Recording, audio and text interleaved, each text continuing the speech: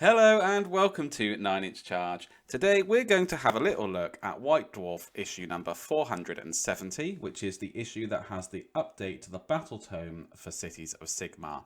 We're going to have a look at all the new rules for match play, see how these changes affect the army and the playstyle, and what it's going to look like for us going forward, and if there's any hints in here as to what a potential new BATTLETOME may look like. Just before we begin, I'd like to talk to you about our Christmas charity raffle that is going on the channel. So every single day up to and including Christmas Day, we are going to be doing a video to promote this. And we're doing it in aid of the new Sibling School, which is a special school that meets the needs of children with a wide spectrum of severe learning difficulties, and they do a really wonderful job. They're looking to raise £4,000 to replace their eye gaze technology, and this is designed so that children from multiple locked-in diagnoses can take their lives back. It helps them to generate speech by typing a message or selecting a pre-programmed phrase, helps them play games, access the internet, and just join in. Anything that you'd be able to give would mean so much to these children over the Christmas period. And your donation enters you in to win one of our spectacular prizes, which includes a Warhammer Start Collecting Box of your choice. Shieldwolf miniatures have given us a couple really fantastic miniatures to give away, an Orc Shaman and a Tallarium Ogre Mansion Keeper. And Crom's Anvil have given us the Burning Sands Core Rules, Companion and Magazine for their excellent adventure skirmish game. Also, there's an invitation to join us on the channel in one of our Hobby Hangouts, so be sure not to miss out. Tickets start at £5, winners will be announced on Christmas Day, and a huge thank you to anyone who donates, and good luck. Okay, so the first changes are to the allegiance abilities. Add the following enhancements to the allegiance abilities in the section BATTLETOME Cities of Sigmar. And the first up, we have mount traits. Finally, we've got some mount traits. So you can pick one hero with a griffin or black dragon to have one of the following mount traits. Now, I was thinking to myself, well, why not the Phoenix? Why can't they have a mount trait? But actually, it does make sense that way round, because the Phoenix is the unit and then an anointed joins the unit, whereas this way round, the general or the sorceress are the unit and then the dragon and the griffin are their mounts. So first up we have Soaring Guardian. If the rider of this loyal mount is seriously injured, it soars away and carries them to safety. Model with a griffin mount only. The first time this model is slain, before removing it from the battlefield, roll a dice. On a 1, this model is slain. On a 2+, this model is not slain. If the model is not slain, remove it from the battlefield and set it up anywhere on the battlefield more than 9 inches from all enemy units. After this model is set up, it can heal D3 wounds allocated to it, and any wounds that remain to be allocated to them are negated. I think this is great because your general on Griffin is going to be in the thick of it. They are going to get into dangerous situations, and it just gives them a new lease of life. D3 wounds may not sound like a lot, however, it could still soar away onto an objective, which is great. It is still a beat stick in combat even when it's down to its last wounds, especially if you've beefed up your general with some abilities and a magic item. And straight away in the hero phase, you'll be able to use heroic recovery to get another D3, so potentially you could get this up to 6 wounds. And as we know, in Cities of Sigmar, there are plenty of ways to heal as well in your hero phase, so you could be looking at potentially Life Surge in Living Cities for a D6, or Seer Wounds. There's plenty of ways where actually you could come back, and if you rolled really well and really luckily, you could have 12 wounds restored to this model straight away. I think this is great, and actually I think leading with this is a bit of a shame in a way, because I think it's the best update that the book has got. I think it also kind of works well with the Flamespire Phoenix for a bit of trolling, because your Flamespire Phoenix is going to come back potentially, and then now your Griffin is going to come back potentially, and I think your opponent might just be thinking like, what on earth is going on? How many times do I have to kill this guy's units? So yeah, I really like that. The next one is Fetid Breath. Clouds of noxious gas breathed out by this fearsome black dragon are especially deadly. Model with a black dragon mount only. When this model attacks with its noxious breath, it inflicts 1 mortal wound for each roll of a 5+ instead of a 6. Just as a reminder, the way noxious breath works is that you roll the number of dice equal to the number of models that are in range of the attack, and the attack has a range of 6 inches. And for every 6 you cause a mortal wound. Being able to cause mortal wounds on a 5-up is pretty good. If you come up against horde units, if you come up against a unit of 20 or 30 something, and they get into combat with you, they are going to be able to all get within 6 inches of the Black Dragon if they make a good charge once they've piled in. So it will be able to retaliate, you know, against all of that unit, which is pretty devastating. So you're looking at taking off a third. So against a 30-man strong unit, you are going to cause mortal wounds enough to cause 10 mortal wounds. And if you're up against something with 1 wound count like Skaven, or it's a mirror match, you're up against other cities, you know, it's potentially 10 models taken off, which is really good. And it does make that dragon much more fearsome, in my opinion. I do not think it is quite as good as the one for the Griffin, but there's definitely a place for this, especially if you're lacking mortal wound output and you're facing a horde army. I mean, this is going to be really devastating.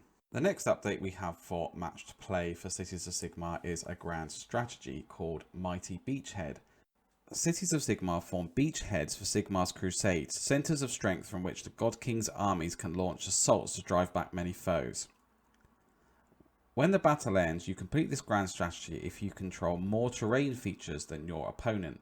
If your opponent has set up any faction terrain features, they count as 3 terrain features instead of 1 when determining if you've completed this grand strategy. This to me feels very Dawnbringer Crusade-like. You know, the whole idea of the Dawnbringer Crusade, which if you don't know is going to be a future update to Cities of Sigmar, is that they go out into the world from the cities and gain new territories and build brand new cities. And there's a big feeling of expansion going on in Cities of Sigmar at the moment that, you know, they're not satisfied with what they've got. They're going to go out into the Chaos Wastes and start to create new civilization and, you know, bastions of new hope all around the mortal realms. So I think that this is quite a fitting grand strategy. I don't know if it's one that I will take. I think that in its benefit, what it has is, you know, it's a sort of one that you might be able to achieve in the last turn with a bit of clever maneuvering, and then all of a sudden, you know, you've got the game potentially, and you can do it, as I said, in the last turn. It's cool that if you overtake enemy features, it counts as 3 rather than 1. And I think this is perfectly doable because those terrain features aren't going to be on objectives, and your opponent's going to be focusing on their objectives rather than their terrain pieces. So it's not too bad. I don't know if I'll take it, but as I said, I think its strength lies in its ability to be able to be completed in the last turn of the game. Next up we have Battle Tactics. And this is the last update for match play for Cities of Sigmar. So we've got 2 battle tactics here. The first one is called Banners Held High. When a Cities of Sigmar army advances, its standard bearers proudly hold up their banners, signifying the domination of the God King over the mortal realms. Pick 2 objective markers on the battlefield that are not wholly within your territory and which are more than 12 inches apart. You complete this battle tactic if a friendly standard bearer model is within 1 inch of each objective marker at the end of this turn. I like this one, and I think it ties in very naturally with a Hammerhall army, because Hammerhall have the ability where if you have any banners in your army, in your hero phase you roll a dice, and then you get a command point in addition for every 6 that you roll. So you're already looking to take a lot of banners in a Hammerhall army, and in Cities of Sigmar in general, I think all of the infantry units have banners. So it has good utility. I think that it's one that probably you will choose to take in your games and will be of some use to you, especially as it says, you know, they're not wholly within your territory. Well, a lot of objectives don't start wholly within your territory. You could probably get this in the first turn if you wanted to in some of the objectives. So I think this one is pretty good.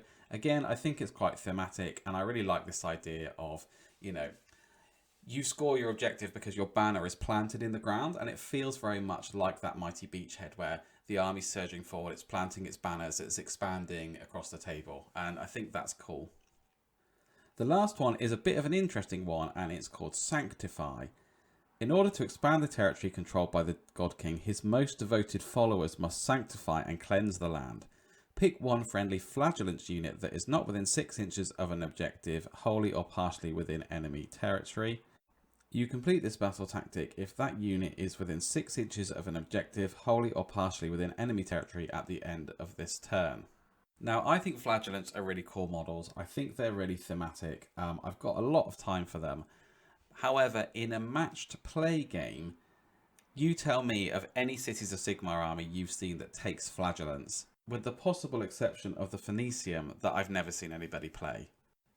It's a very thematic, again, very thematic battle tactic. It's not one that I'll expect to see in matched play, especially coming from people who understand the meta as well as Games Workshop do. They've got lots of information on their own meta and what units people are taking, you know, from the information they get from Scroll Builder and things like that.